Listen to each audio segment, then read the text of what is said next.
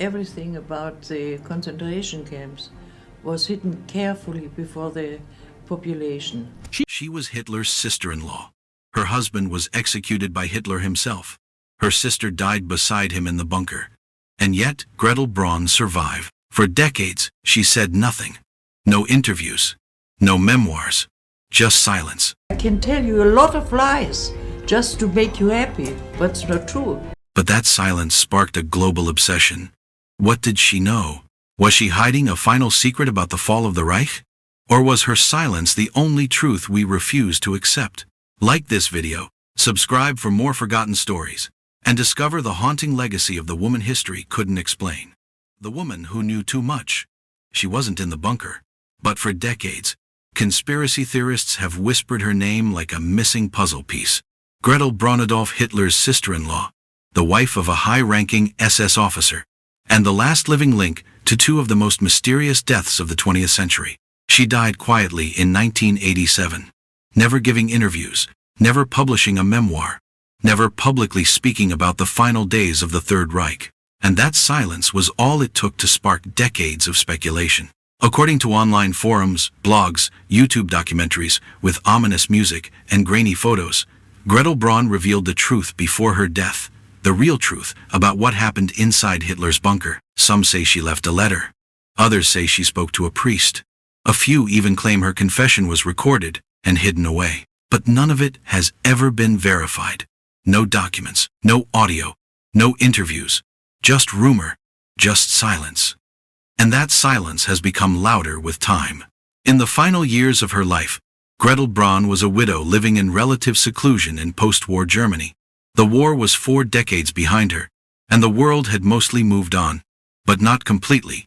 Every few years, her name would surface quietly, like a ghost in a tabloid headline or whispered by war buffs convinced that Hitler didn't die in Berlin, or that Eva Braun didn't willingly take cyanide, or that the bodies burned in the Reich Chancellery garden were not who they claimed to be. And somehow, Gretl wasn't even in the city, was believed to be the one holding the missing key. Why? Because she was close enough to know, but far enough to survive. Because she was Eva Braun's younger sister. Because she was married to Hermann Fegelein, a man executed by Hitler himself in the final hours of the war. Because she was the last of the insiders who lived long after the guns had fallen silent. And most of all, because she never said a word. The allure of a deathbed confession is irresistible, especially in a story so saturated with secrecy, destruction, and betrayal. There's something cinematic about imagining a frail woman on her final breath, whispering truths too dangerous for her time. Hitler escaped. Eva was murdered. They faked their deaths. But those fantasies serve a different purpose. They're not rooted in evidence, they're rooted in emotional dissatisfaction. The truth, after all, is not very exciting. Hitler died by suicide.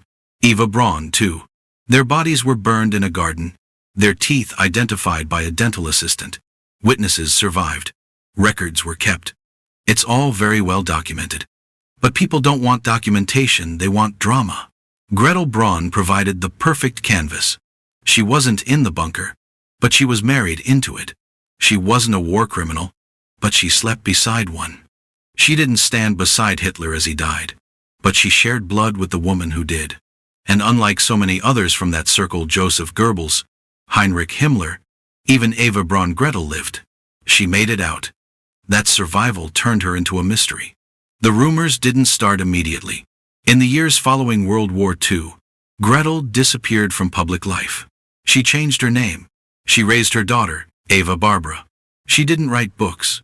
She didn't give statements. She was, for all intents and purposes, gone. But as time passed, her silence became suspect. When the Cold War faded and archives opened, when Soviet records confirmed the details of Hitler's death, when survivors published their accounts, the public didn't become more convinced. They became more suspicious. Because the more the facts lined up, the more they began to ask, what aren't they telling us? It's a familiar pattern. The absence of contradiction is taken as evidence of conspiracy. And in that vacuum, Gretl's name returned, now wrapped in myth. She was no longer a grieving widow or the sister of a dead woman. She was recast as a keeper of secrets, a woman who had seen too much and chosen to carry the weight of history in silence. Online headlines began to appear. Hitler's sister-in-law broke her silence before death. What Gretl Braun revealed will shock you. The final secret of the bunker. Each story more dramatic than the last. Each one offering nothing, no new source, no new evidence, not even a second-hand witness. Only the implication that because she never spoke, she must have had something worth hiding. And yet, no scholar has ever verified a single confession from Gretl Braun. No journalist ever interviewed her. No declassified file from East or West mentions a secret letter or conversation. Not even her family has confirmed a word. It's all just fog. So why does the myth endure? Because people want it to. In a world saturated with history books, documentaries, and archives, we still search for what's missing: the secret voice, the forbidden diary, the one person who could tell us something no one else could. We don't want Gretl Braun, the grieving mother. We want Gretl Braun, the mysterious witness. The woman who knew too much, even if she never knew anything at all. The Bride of the Reich. In June 1944, high in the Bavarian Alps at Hitler's mountain retreat, the Berghofer wedding was taking place. It was elegant, staged, and steeped in power. The bride was Gretl Braun, sister of Eva Braun. The groom, Hermann Fegelein, a decorated SS general, liaison officer between Heinrich Himmler and Hitler's military staff. The war, though turning against Germany, had not yet breached its inner sanctum. The Allied invasion of Normandy was underway. Soviet troops were pressing from the east, but inside the Berghof, champagne was poured, vows were spoken, and the top brass of the Nazi elite offered toasts as if their empire were eternal. Hitler himself attended. Reports say he gave the bride away. It wasn't a love story. For Fegelein, marriage to Gretl Braun was strategic, a political alignment with the most intimate circle of Nazi power. He was ambitious, calculating, and well aware that becoming Hitler's brother-in-law offered unparalleled protection and influence. For Gretl, it's harder to say. Was she in love? Was she swept up in the pageantry? Or was she simply too close to the center to resist its gravity? She was just 28, young, glamorous, and now officially tied to the regime, in a way even her sister, Eva, wasn't. Because while Eva Braun had lived for years as Hitler's mistress, largely hidden from public view, Gretl's wedding was a sanctioned, celebrated event. It made her, in many ways, the only woman officially married into Hitler's inner circle before the bunker. And that meant her fate was now fused to the fate of the Reich. Hermann Fegelein was not a minor player. He was an SS Gruppenführer, a former cavalry officer, and one of Himmler's most trusted men. He operated as a bridge between the SS and Hitler's command, giving him a unique vantage point and making him privy to dangerous knowledge. His reputation, however, was mixed. Charismatic but slippery, admired but mistrusted. Some in the Nazi high command viewed him as opportunistic, even cowardly. And when the walls of Berlin began to close in, that reputation would prove fatal. By April 1945, the Third Reich was unraveling. Berlin was under siege. The Soviets were closing in. Hitler had retreated into the underground Führer bunker, refusing to flee or surrender. With him were loyalists Joseph Goebbels, Martin Bormann, Eva Braun, and a shrinking staff. Fegelein was there too, at first. But something shifted. As the situation worsened, Fegelein vanished. He was found days later, drunk, dressed in civilian clothes, carrying foreign currency and fake papers. Desertion, betrayal, treason. He was brought back to the bunker and interrogated. No one could save him, not even Eva Braun, who begged Hitler to spare her sister's husband. Hitler ordered him executed. Some accounts say it was done immediately, in the courtyard behind the chancellery.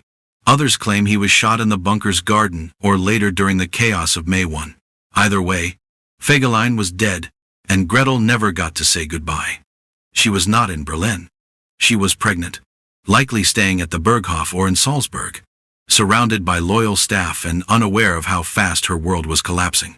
Days later, Hitler and Eva Braun took their own lives. The Third Reich crumbled into ash, and on May 5, 1945, Gretl Braun gave birth to a daughter, Eva Barbara Fegelein, named after her sister, who had died beside the Führer in the bunker less than a week before. In the span of 2 weeks, Gretl lost her husband, her sister, and the world that had elevated her into power. She became a mother at the same moment the Nazi Empire was pronounced dead. The timing was cruel. But it was symbolic. The woman who had stood smiling at the Berghof altar 11 months earlier was now a widow, a single mother, and the bearer of 2 disgraced surnames, Braun and Fegelein. There were no more banquets, no more champagne, no more toasts. The Allied occupation began sweeping Germany. High-ranking Nazi officials were hunted. War criminals were rounded up. But Gretl had married into the regime's inner circle, who had dined with its top leaders, who had shaken hands with the architects of genocide, was never arrested. She wasn't even interrogated publicly.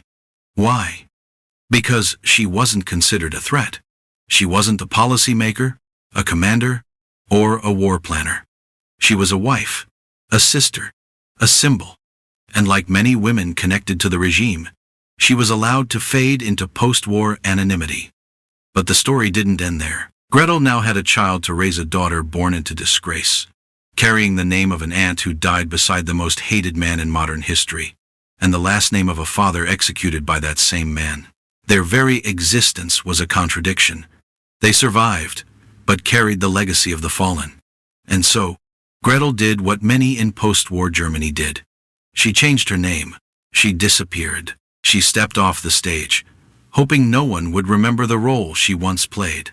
But the world doesn't forget so easily, especially when the story ends in a bunker, with a gunshot and fire. A widow in the shadows. When the guns stopped firing and the swastikas came down, Gretl Braun didn't flee. She didn't confess. She didn't explain. She vanished. Not in the dramatic sense, not into South America or some secret alpine hideaway, but into something more powerful. A life of deliberate silence. The war was over. The Reich was dust. Her sister and husband were dead. And Gretl was now a widow with a newborn daughter, trying to survive in a world that wanted nothing to do with her past. Germany was changing. And so did she. For years, Gretl Braun existed quietly on the edge of history. She wasn't brought before the Nuremberg trials. She wasn't paraded through the press as a symbol of Nazi shame. She wasn't even officially questioned by Allied authorities in any significant way. Why? Because she wasn't important enough. Because she wasn't seen as dangerous. Because in the eyes of post-war investigators, she was just a woman who had married the wrong man and had a sister who chose the wrong lover. But that judgment overlooked a deeper truth. Gretl Braun was one of the very few surviving civilians with intimate access to Hitler's world, not from the outside, but from within. And still, she said nothing. In the 1950s and 60s, while Germany reckoned with its shattered identity, Gretl was living under a new name in the Bavarian countryside. She raised her daughter, Eva Barbara, as privately as possible, shielding her from press, politics, and the ever-lingering whispers of the past. There were no memoirs, no interviews, no confessions. To the world, she had disappeared. To her daughter, she was simply mother, a figure defined not by history, but by grief. Yet history has a way of clinging. While other Nazi-linked figures re-emerged in publicsum to justify, others to repent, Gretl remained invisible. She did not protest the war. She did not defend it.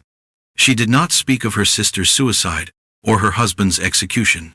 Even when films, books, and articles exploded around the lives of Hitler's inner circle, Gretl kept to the shadows. Some would say this silence was cowardice.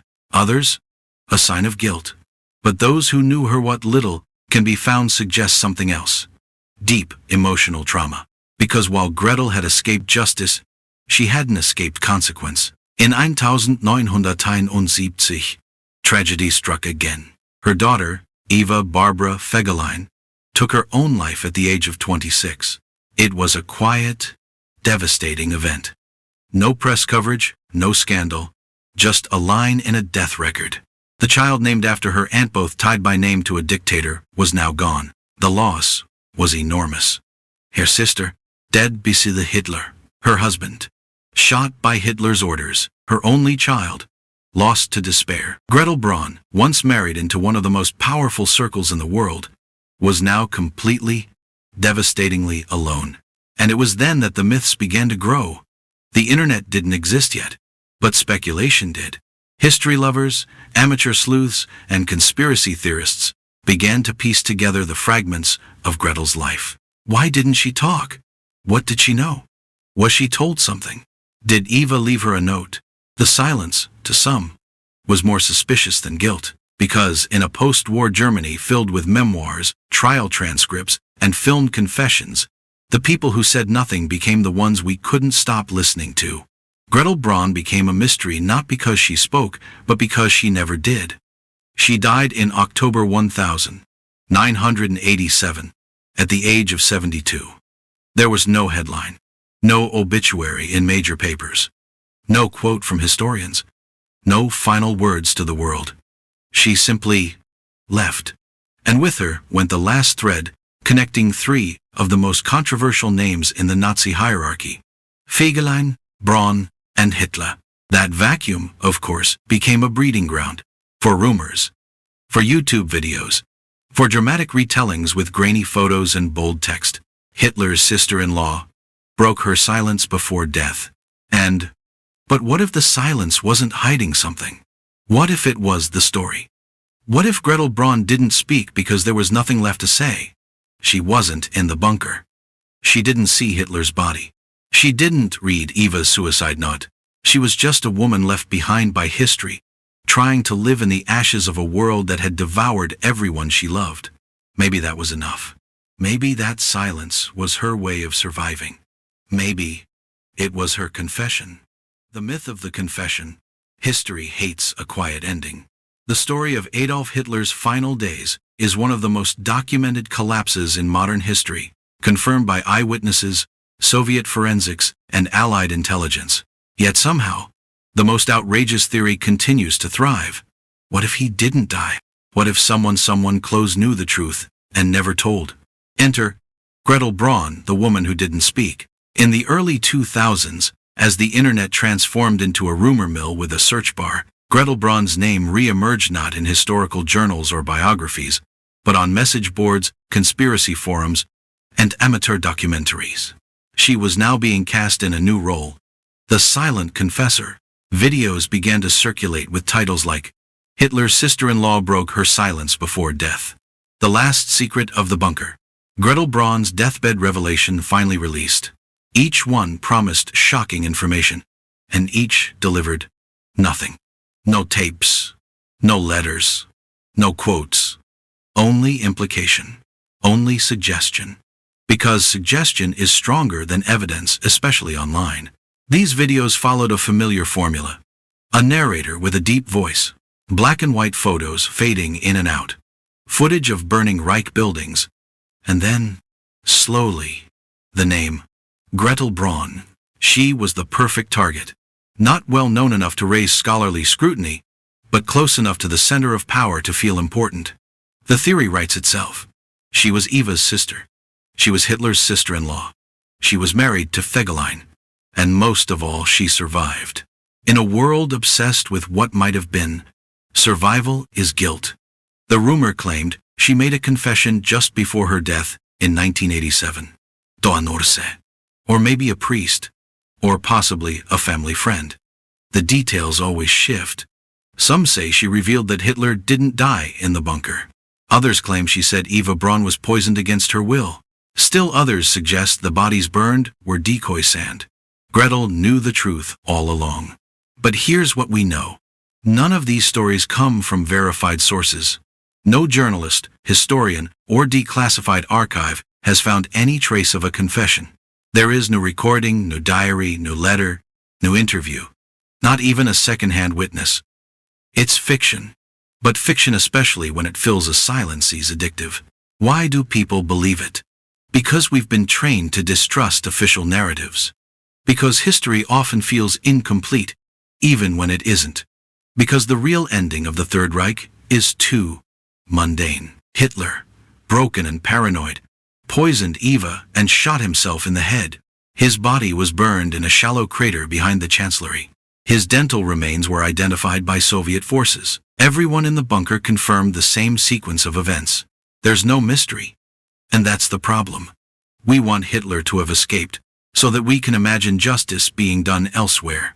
We want Eva Braun to have regretted it all, so we can believe in last-minute redemption. We want someone to step forward and whisper, "It didn't happen the way they said."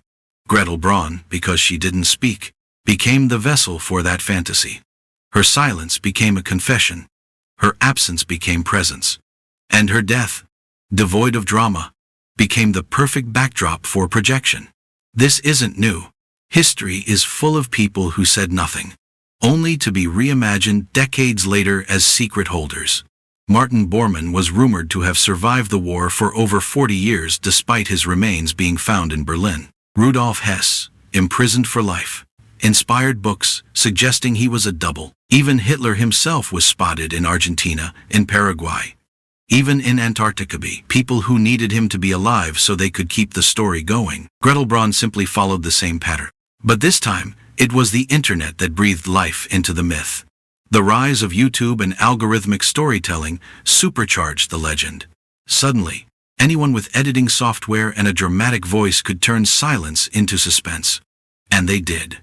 Some videos have millions of views. The thumbnails show Gretel's face next to Hitler's, usually in black and white, with red arrows and phrases like, "exposed," "leaked," "finally revealed." The comments are filled with awe, anger, and belief. They lied to us. She knew and took it to her grave. And history books can't be trusted. Truth no longer matters. What matters is the feeling of discovery. Even if there's nothing to discover.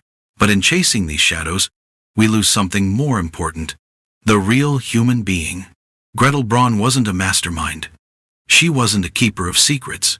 She was a grieving widow. A mother who lost her daughter. A woman whose life was consumed by the war she didn't start, but could never escape. To turn her into a myth is to erase her pain. To exploit her silence is to rewrite her into a character she never played. And maybe that's the point. We don't want the truth. We want the drama. And so, we invent a confession that never happened, and attach it to the last person left who can't deny it. The silence that speaks. History is obsessed with endings. We demand final words, sealed fates, and deathbed confessions. We want closure. We want everything explained neatly, dramatically, completely. But Gretl Braun gave us none of that. She left behind no memoir, no tape recorder, no scandalous interview. What she gave us instead was something harder to process. Silence. And that silence has said more than words ever could. To understand why Gretel's silence matters, we must first confront what we expect from people like her. We want survivors of dark history to become narrators. We expect them to reflect, regret, reveal. When they don't, we project onto them everything we want to know, and everything we fear. But perhaps Gretl Braun was simply tired. Tired of grief. Tired of shame. Tired of being connected to names that history will never forgive. Maybe she knew the world didn't want her truth. It wanted a spectacle. And she refused to give it. What could she have said, really? She wasn't in the bunker when Hitler died. She didn't watch Eva Braun take cyanide. She didn't hear Hitler pull the trigger. She wasn't present for the final toast, the burning bodies, or the last radio broadcast. By April 1945, she was pregnant and far from Berlin. Her husband already dead. Her sister soon to follow. The empire that once embraced her had turned to a shand. All she had left was a child and a name the world had come to hate. There were no secrets to reveal. Only trauma to carry. Still, we asked for her voice. We expected her to become the missing chapter. Because she was connected. Because she was alive. Because she hadn't spoken. But silence is not proof of a secret. Sometimes, silence is just survival. And Gretl Braun was surviving in a world that had no place for her story. Post-war Germany didn't want to hear from people like Gretl. Women adjacent to power, yet not powerful themselves, were too complicated for the narrative. They weren't heroes. They weren't villains. They were something in between, the ones who stayed quiet, looked away, endured. and history has always struggled with those figures. So, it buried them. Until the internet dug them back up, not to honor them, but to repurpose them. The version of Gretl Braun that lives online today is not the woman who walked the ruined streets of Bavaria in 1945. It's not the mother who buried her daughter in 1971. It's not the aging widow who died alone in 1987. The internet's Gretl Braun is a symbol, a blank canvas. A fictional confessor we invented because the real story wasn't satisfying enough. Because in the real story, there are no surprises. Just death, despair, and a woman who chose to disappear rather than explain. So what is her legacy? It's not in a quote. It's not in a document. It's not even in the conspiracy theories. Her legacy is a question. What do we do with those who chose silence instead of spectacle? Do we respect them? Dismiss them? Turn them into myths? Or do we finally listen to what silence actually means? Because silence can be cowardice, but it can also be grief. It can be protection. It can be the final boundary a person draws around their own story. And maybe Gretl Braun drew that boundary with intention, not to hide something, but to preserve something. In many ways, her silence may be the most honest testimony of all. She did not defend the regime. She did not deny it. She did not monetize it. She lived with it. She lived with the knowledge that her husband betrayed Hitler and died for it. She lived with the knowledge that her sister died beside the man responsible for global horror. She lived with the knowledge that her child would carry those names into a world built from their ruins. And then she lived quietly. That silence speaks to something history books can't measure: the emotional wreckage of survival. It tells us that not every story needs a twist, that not every deathbed holds a secret, that some people, when faced with unspeakable truths, choose to never speak at all. And that choice is not a failure. It's a reckoning. Gretl Braun was not a keeper of secrets. She was a mirror. In her silence, we see our obsession with closure, our fear of ambiguity, our hunger for hidden truth when none exist. She didn't owe us anything. She gave us her absence.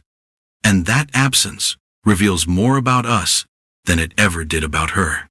Because we want neat endings, but history doesn't give us that.